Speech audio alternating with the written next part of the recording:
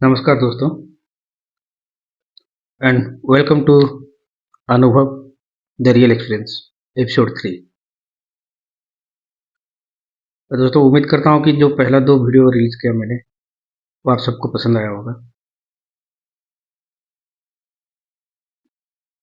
जिन्होंने भी कमेंट किया है, पर्सनली किया है या फिर मीडिया पे किया है, उन सबका आभारी हूँ। अच्छे अच्छे सजेशन भी आए हैं। मैं कोशिश करूँगा जो जो सजेशन जिन्होंने भी भेजा है उन सबको मान के चलूँ, कोशिश करूँगा।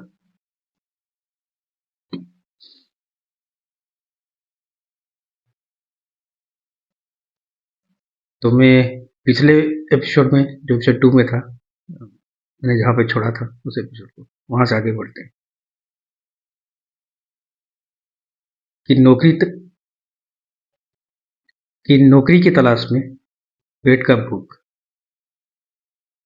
क्या होता है। दोस्तों, जब पेट में भूख हो और वो भूख आपको तड़पाए और उस वक्त थोड़ा सा भी अगर खाना मिल जाए तो कैसा लगता है? आपके मन को, आपके तन को किस तरह का शांति मिलता है?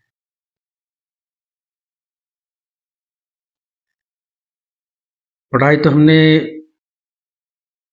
पिताजी के पैसे से कर लिया, तो आगे चल के हमको नौकरी करना है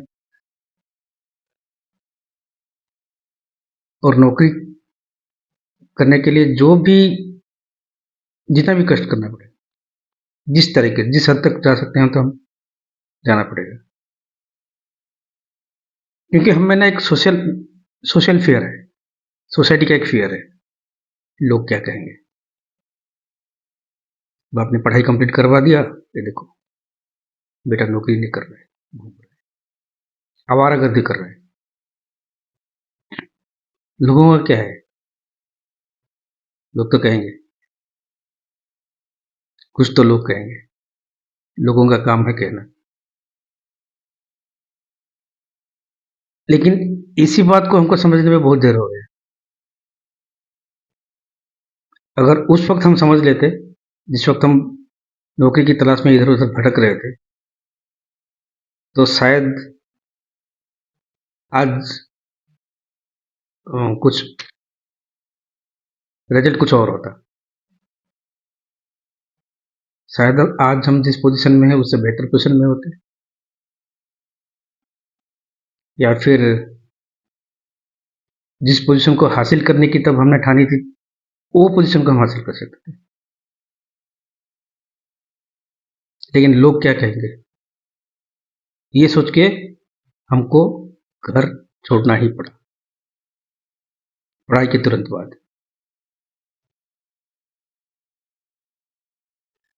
जब हम हॉस्टल से निकले थे,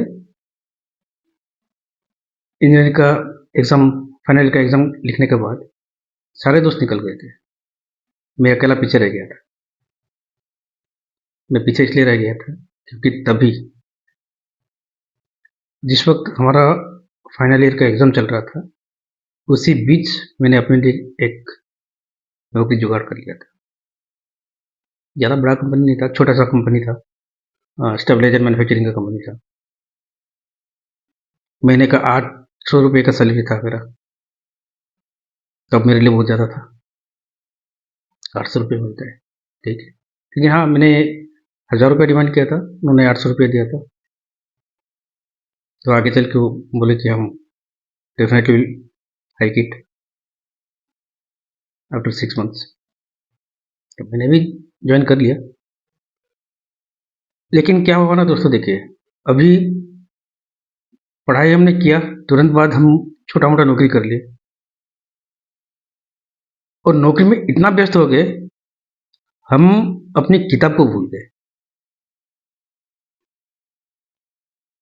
उस किताब, जिन किताबों से हमको आगे चल के आगे बड़ी बड़ी चुनौतियों को सामना करना था, बड़े बड़े कंपनियों में बड़े बड़े सेंट्रल गवर्नमेंट कंपनी हो या स्टेट गवर्नमेंट कंपनी हो, उन कंपनी में हमको इंटरव्यू देना था। हम इस बात को भूल गए। दिमाग में था क्या, लोग क्या कहेंगे। इंजीनियरिंग खत्म करके आया, घर में बैठा है, रोज गली गली घूम रहा है, आवारागर्दी कर रहा है। ये फेयर था।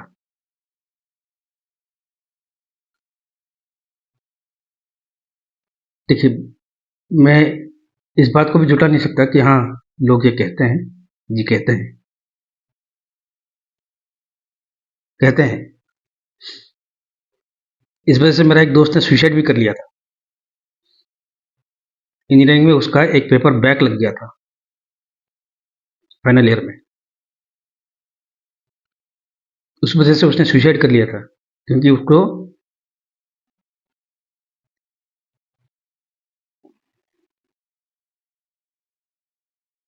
कुछ लोगों ने कहा था, उल्टा सीधा बोल दिया था। एक इतना पतला सा प्लास्टिक का रस्सी था, जिसे हम बांधते नहीं है, सामान वगैरह बांधते हैं, प्लास्टिक का रस्सी, पंखे से लटक के अपनी जान दे दिया था।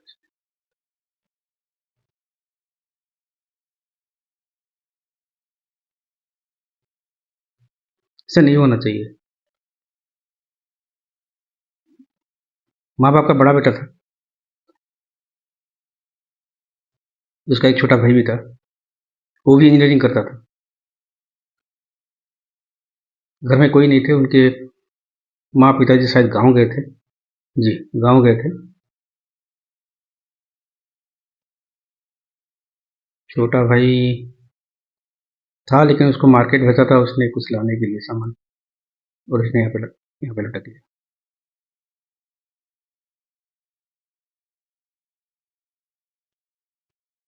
वो इसलिए लटका था दोस्तों, एक पेपर बैक लग गया था। उस बैक पेपर के लिए उसको इतना ताना मारा गया था।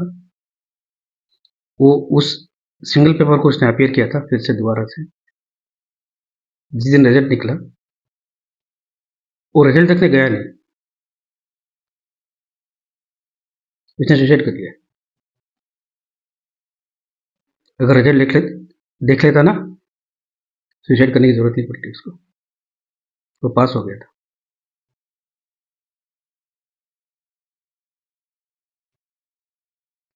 क्योंकि उस जिस दिन रिजल्ट निकलना था, उससे पहले दिन से ही लोगों ने ताना मारना शुरू कर दिया उसको। तुमने पेपर दिया है ना, देखते हैं। पेपर दिया है ना, क्या रिजल्ट आता है देखते हैं। इस बार भी लगाएगा बैक। दोस्तों, जब अपने पे गुजरती है ना, तब दर्द महसूस होता है। जिन्होंने भी ताना मारा था ना, अगर उनके बच्चों पे गुजरती ना, तो उनको दर्द महसूस होता। उनके बच्चों पे नहीं गुजरी, दर्द महसूस नहीं हुआ। दर्द महसूस किसको हुआ? जिसने अपना बेटा खोया, जिसने अपना दोस्त खोया।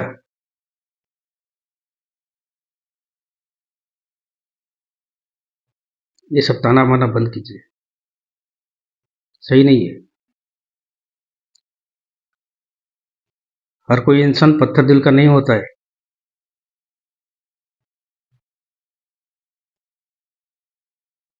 हाथ जोड़ के मेरा रिक्वेस्ट है, इस तरह का ताना ना मारिए कि वो एक्सट्रीम स्टेप लेने के लिए मजबूर हो जाए, प्लीज।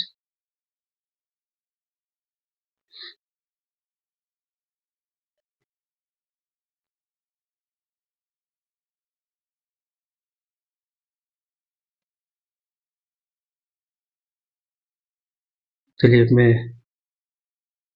नौकरी की बात कर रहा था। तो शुरुआत तो मेरी हो गई नौकरी। लगातार मैं नौकरी करता गया उस कंपनी में 3 महीने तक।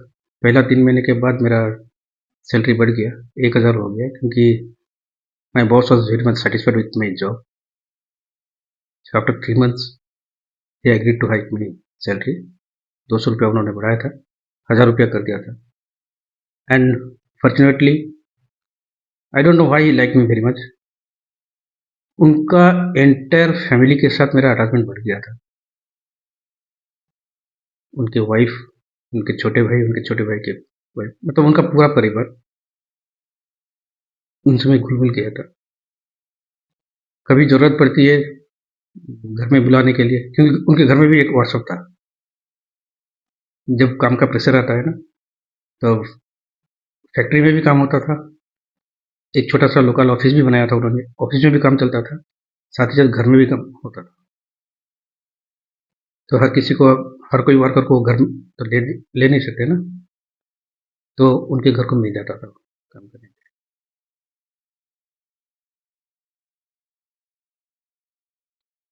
और कंपनी में जिस वक़्त मैं जॉइन किया था, मुझसे पहले जितने भी एम्प्लॉयी थे वहाँ पे, लगभग 4 साल पुराने,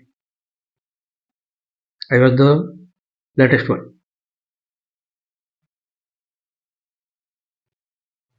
मैं उनके घर में जाके काम किया हूँ, उनके घर में रहा हूँ, रात में रहा भी हूँ।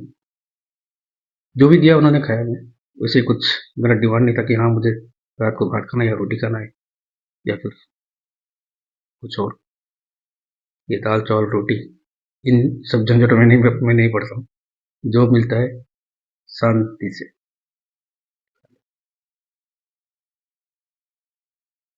पता नहीं आगे ये भी नसीब होगा या नहीं। जी दोस्तों, फिर एक समय आया, मुझे वो नौकरी छोड़ना पड़ा। जो भी वजह थी, वजह मैं बताऊँगा नहीं। होता है प्राइवेट कंपनी में, थोड़ा अनबन होता है, मैनेजर के साथ, मालिक के साथ, फिर कॉलीग के साथ कुछ। वैसे मेरा कॉलीग के साथ मेरा कुछ ये नहीं था, हम लोग बहुत खुश थे। लगभग मैं 13 महीना तक नौकरी किया हूँ। 12 महीना कुछ दिन, फुल एंड फाइनल सेटलमेंट हुआ तो 13 मंथ्स का उन्होंने कैलकुलेशन किया था, तो 13 महीना था। वहाँ से जब छोड़ के आया मैं नौकरी, वहाँ से आते वक़्त मुझे वो कंपनी के ओनर ने बताया था, देखो तुम जा रहे हो, मेरा फैक्ट्री का लक्ष्मी निकल गया। मेरे को समझा नहीं, मतलब क्या बोल रहे हैं, ऐसे थोड़ी होता है। मैं गया, कोई और आएगा, वो जाएगा, कोई और आएगा, तू नहीं तो कोई और सही, और नहीं तो और से। ये सिंपल फॉर्मूला है, दुनिया का दस्तूर है। आज मैं जा रहा हूँ, कोई दूसरा आएगा मेरे जगह। लेकिन मैं क्यों जा रहा हूँ, किस हालत में जा रहा हूँ, वो बेहतर जानते थे, और उन्होंने रोका भी नहीं था मुझे। लेकिन ये था कि उनके मन में बहुत दुख था।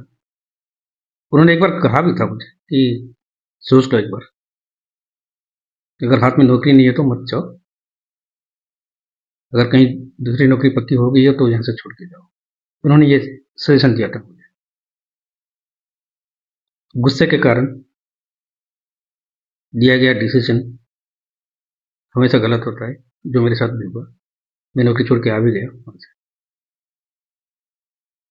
और उन्होंने जो कहा था कि लक्ष्मी छूट गई मेरी फैक्ट्री की, तो उस बात का मतलब मैं नहीं समझा। इस बात का मतलब मुझे पता लगा ठीक 6 दिन के बाद, जब मैंने वो नौकरी छोड़ा था, मैं वापस घर आ गया।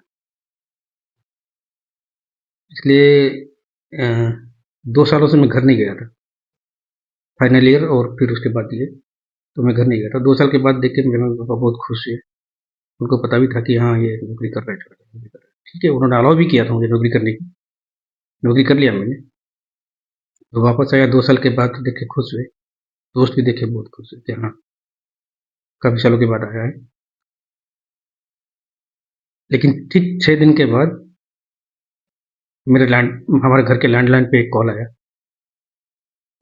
पहले क्या होता था ना दोस्तों, लैंडलाइन पे जो कॉल आता था, जो शॉर्ट रिंग होते थे, वो होते थे लोकल कॉल्स। जो लॉन्ग रिंग होते थे, वो होता था एसटीडी कॉल्स। तो रिंग से हमको मालूम पड़ जाता था कि हाँ, ये लोकल कॉल है या एसटीडी कॉल है। तो लॉन्ग रिंग आया, तो कभी-कभी क्या होता है ना, शॉर्ट रिंग्स मिस हो जाती है। हाँ, ठीक है, ज़्यादा परेशान होने की ज़रूरत नहीं, लेकिन लॉन्ग कॉल वो मिस नहीं होनी चाहिए, लॉन्ग रिंग, ये एसटीडी। क्योंकि दूसरी तरफ जो जिसने फ़ोन किया था वो कौन है पता नहीं, जो भी है काफ़ी दूर से फ़ोन किया है, ये होता था। ये मतलब लोकल कॉल या एसटीडी कॉल का पहचान का ये एक तरीका था। और ख़ास करके हम इंजीनियर्स के लिए हमको पता था ये टेक्निक। तो एक लॉन्ग रिंग वाला कॉल आया तो मैंने उठाया, तो उन्होंने उस तरफ से पूछा, मेरा नाम पूछा, मैं बोला हाँ मैं बोल रहा हूँ। अरे तो जिस फैक्ट्री में नौकरी कर रहा था उस फैक्ट्री में आग लग गई।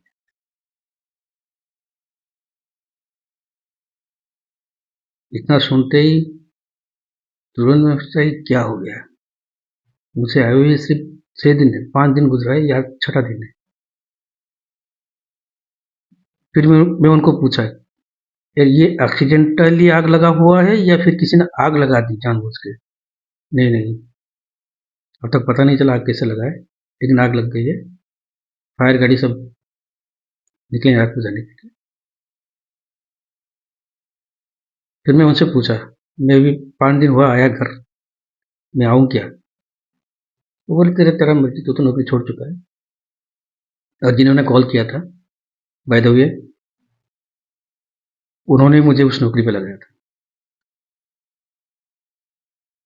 क्योंकि जो ओनर थे ना, ओनर के छोटे भाई उनके दोस्त थे, तो उनसे कह के मुझे वहाँ पे नौकरी पे लगाया था। और उन्होंने ही खबर दी मुझे इस कंपनी में आग लगी। फिर मैं अपनी पापा से बात किया, फिर मैं निकला, जगह पहुंचा। तो मैं सीधा गया हॉस्टल में। मेरे कुछ जूनियर्स थे, उनके रूम में सामान रखा। फिर बस में निकला मैं फैक्ट्री के लिए। जाके देखा सारा कुछ जल कर राख हो गया। और वो ओनर ओनर के उनके जो वाइफ थे वो वहाँ पे थे। उन्होंने मुझे देख के खूब रोया था। मैंने कहा था ना तुमको, उन्होंने मुझे ये कहा था, मैंने कहा था ना तुमको।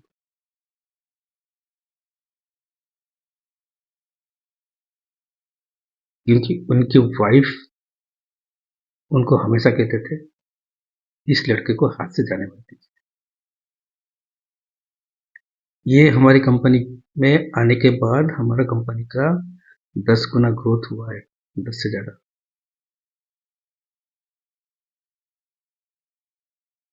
इसको जाने मत।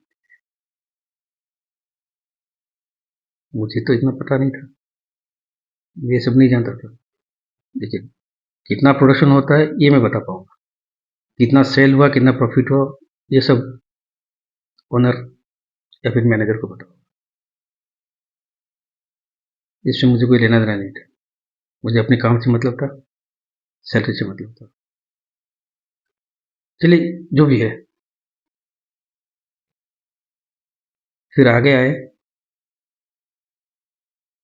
और कहीं नौकरी नहीं मिली। अप्लाई अप्लाई नो रिप्लाई, ये एक स्लोगन लेके हम चल रहे थे।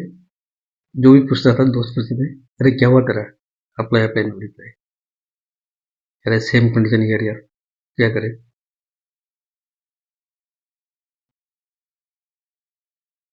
कोशिश जारी रखी। फिर वहां से निकले, चलो बड़े शहर में चलते हैं, कुछ ना कुछ तो मिल जाएगा। बड़े शहर में आ भी गए, पहुंचे। कुछ दोस्तों का एड्रेस लेके आए थे, उनके साथ एड्रेस पे रहने के लिए शेयरिंग में। तो रहे उनके साथ शेयरिंग में। एक नौकरी जुगाड़ कर लिया। न्यूज़पेपर में आती है ना छोटी छोटी आर्ट्स आते हैं, वहां पे लिखा था रिक्वायर्ड डायनामिक पर्सनालिटी। तो मैं एड्रेस लेके हाथ में गया, इंटरव्यू दिया। उन्होंने सीवी देखा मेरा, नौकरी किया था, हाँ एक्सपीरियंस है, 1 साल 1 महीने का एक्सपीरियंस है। उन्होंने रख भी लिया।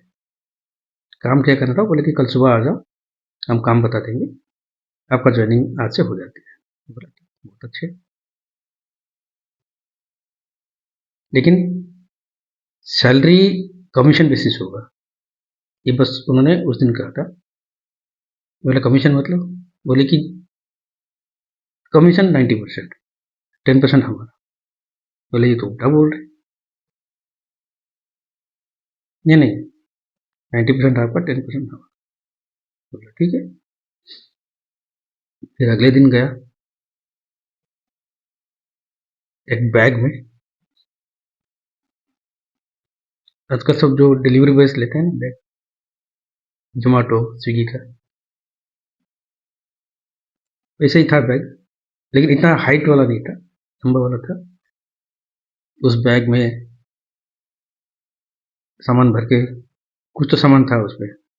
एक बैग मेरे पास आया, बोले कि ये रहा आपका टारगेट। बोला क्या है, खोल के देखा। मैं खोल के देखा, उसमें क्या था। कभी आप देखे होंगे या किस किस के घर में अवेलेबल होगा वो सब चीज़ें, दीवार पे लटकाया जाता है, और उसमें गायत्री मंत्र, शिव मंत्र, गणेश मंत्र, ये सब चांटिंग करता हुआ मशीन, फोटो लगा होगा, उसमें लाइट जलता होगा।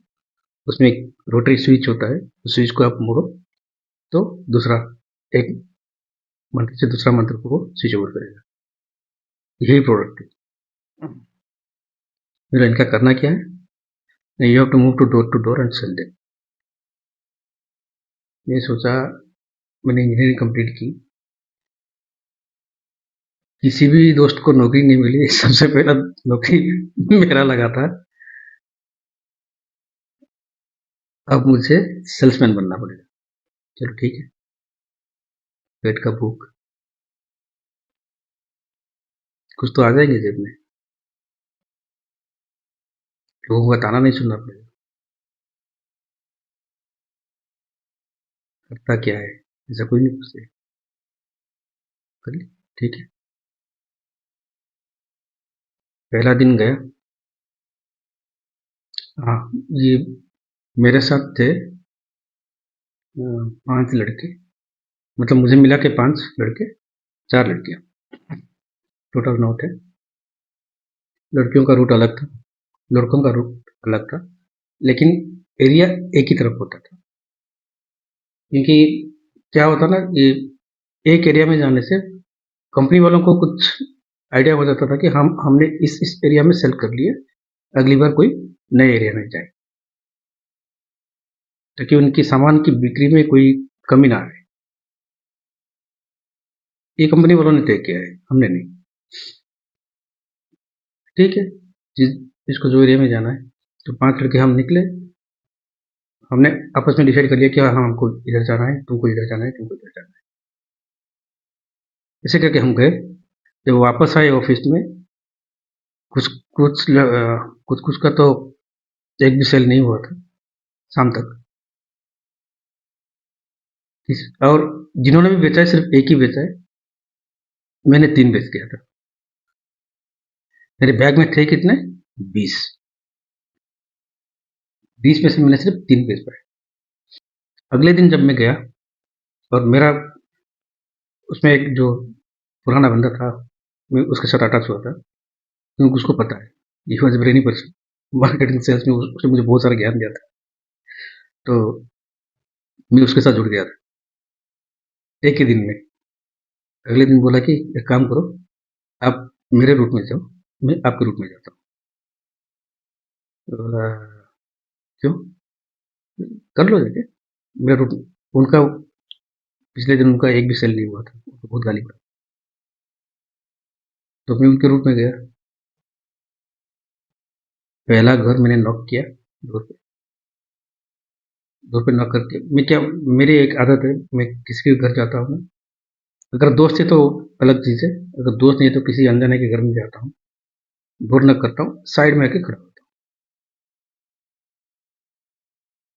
तो मैं जिस घर में गया, मैं डोर नॉक किया, साइड में आके खड़ा रहा। उनका खिड़की बहुत बड़ा खिड़की है, सरकारी क्वार्टर थी, हाँ मैं ये बोल रहा हूँ कि सरकारी क्वार्टर थी, रेलवे कॉलोनी की। तो उनका खिड़कियाँ बहुत बड़े बड़े होते हैं, और शीशे के लगे हुए हैं खिड़की। विंडो पेन्स ग्लास के होते हैं। तो उस खिड़की से मुझे जिनका चेहरा दिखा, मेरे जान पहचान की, मेरी चाची थी।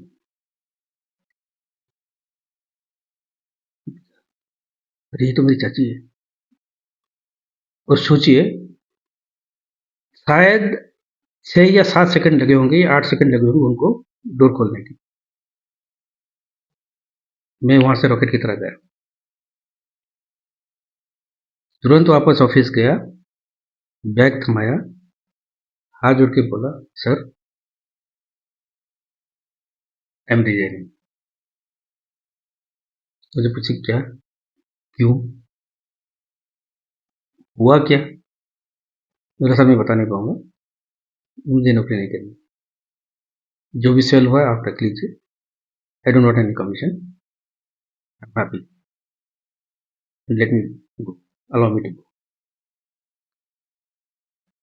लेकिन कुछ छोटे छोटे कंपनी में क्या होता है ना दोस्तों,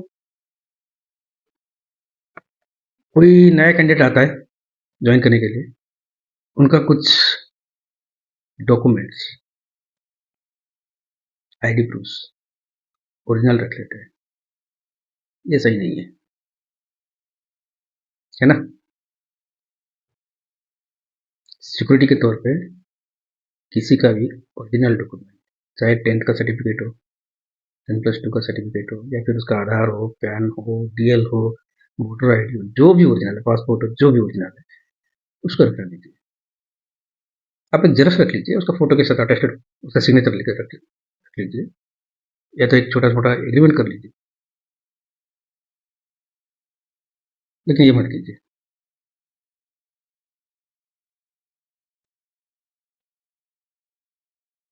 मैंने 10th का सर्टिफिकेट उनके पास गिरवी रखा था, मतलब सिक्योरिटी के तौर पे, गिरवी नहीं, सिक्योरिटी के तौर पे रखा था मैंने, डिपॉजिट कर रहा था।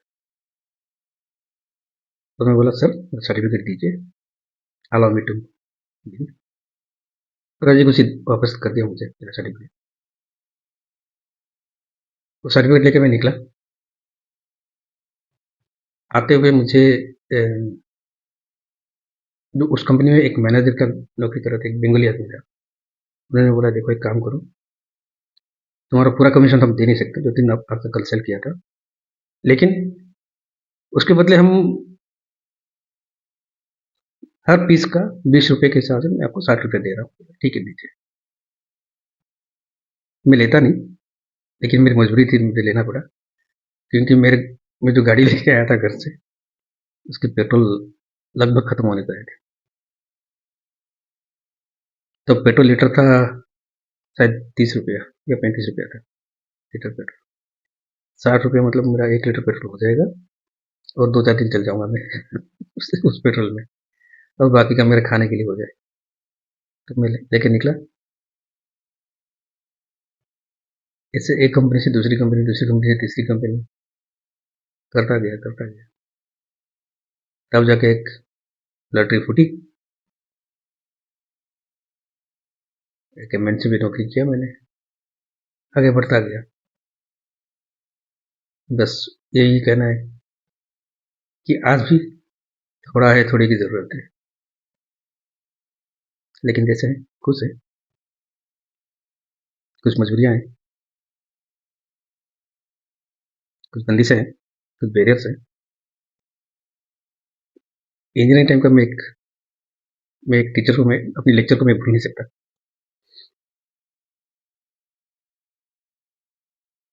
वो दिखने में हूबहू शाहरुख खान की तरह दिखते थे।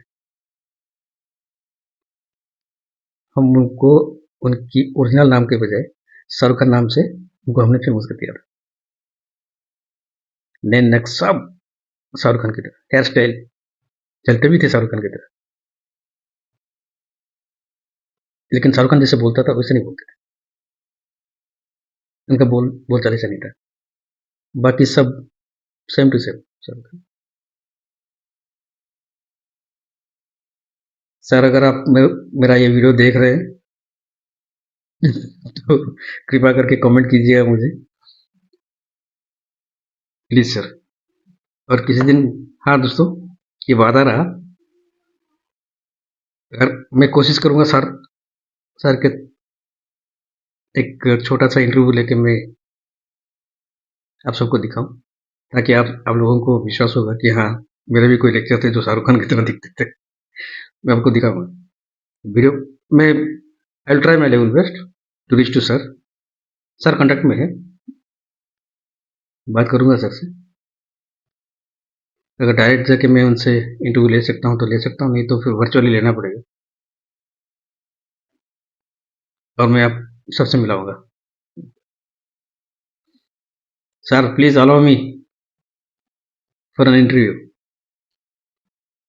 और मैं इस वीडियो के माध्यम से मैं सारे मेरे x teachers, present teachers, school के, कॉलेज के, इंजीनियरिंग के, सबसे रिक्वेस्ट करूँगा, अगर कोई आपत्ति ना हो तो I will reach to you all for an interview. मुझे प्लीज़ अलाउ कीजिएगा इंटरव्यू लेने में, छोटा सा ही से, लेकिन प्लीज़ दीजिएगा मुझे इंटरव्यू। दोस्तों, ये रही नौकरी, नौकरी की तलाश में भूख, लेकिन जब भूख लगता है ना, जेब में पैसा नहीं होता है। जो भी बीच में मैंने छोटे छोटे नौकरी किए हैं, रोज के रोज जब खाने का वक्त होता है, भूख लगता है, आपको तो मालूम नहीं पड़ता था प्राइवेट कंपनी में कि खाना कब है। भूख लगता है तो मालूम पड़ता है कि हाँ, खाने का शायद वक्त हो गया है। फिर घड़ी देखते हैं तो हाँ, हो गया है। जाते थे खाने के लिए, निकल तो आते थे खाने के लिए, लेकिन पहले हम जेब को रटलते थे, पर्स में देखते थे कितना है, how much I can afford for this food. अगर कम है तो रोड साइड में मिलता था, क्या बोलते हैं उसको, दही बड़े, 5 रुपया, मस्त खाओ, निकलो।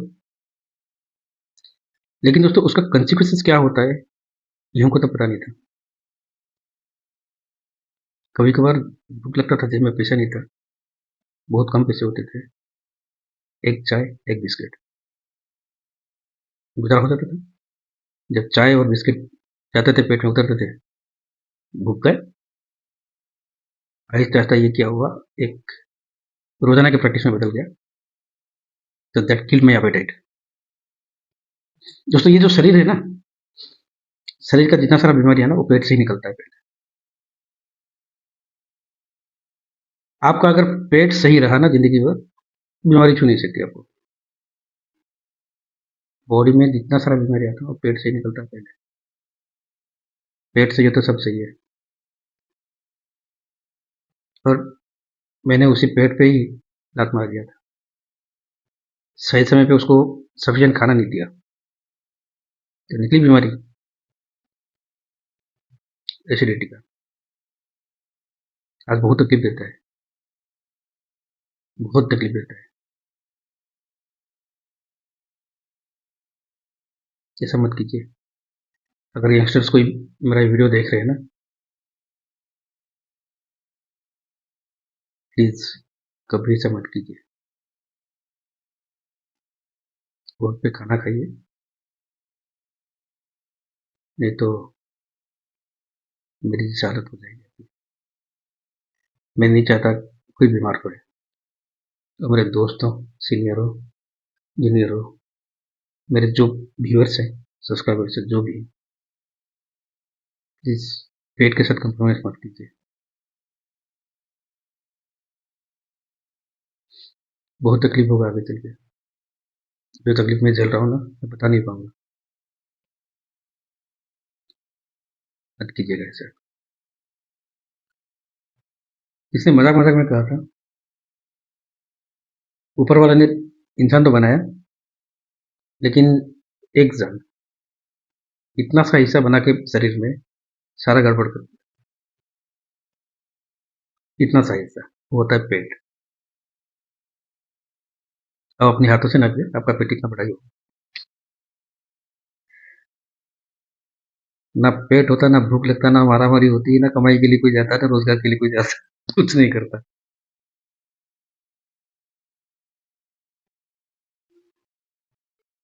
लेकिन दोस्तों पेट है, इसलिए सब रोजगार कर रहे हैं, सब कर्मठ है, नहीं तो सब आलसी होते, बकवास जिसे बोलते हैं ना, आइडल माइंडेड डेविल्स वर्शिप, वही होता है दुनिया भर में।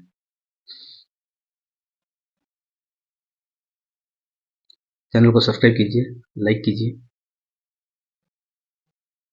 और वीडियो पसंद आया तो ज़्यादा से ज़्यादा शेयर कीजिए। बेल आइकन प्रेस करना ना भूलें, ताकि आपको आने वाली वीडियो का अपडेट मिल सके आपको। प्लीज़ भर भर के कमेंट कीजिए, सजेस्ट कीजिए, अगर मेरा ये वीडियो मुझे कुछ और बेहतर बनानी है तो कैसे बनानी है, क्योंकि आपके कमेंट से मुझे इंस्पिरेशन मिलती है अच्छा और ज़्यादा वीडियो बनाने की। चलिए दोस्तों, आज का एपिसोड तो हमको यहीं ख़त्म करना होगा, लेकिन अगला वीडियो प्लीज़ मिस मत कीजिएगा, and that is going to be very very interesting. मैं कोई हिंट नहीं दे रहा हूँ, लेकिन जस्ट वेट एंड वॉच, ज़बरदस्त होगा, इंटरेस्टिंग होगा। तो बस आज के लिए इतना, मिलते हैं अगले वीडियो में। नमस्कार, जय हिंद, वंदे मातरम।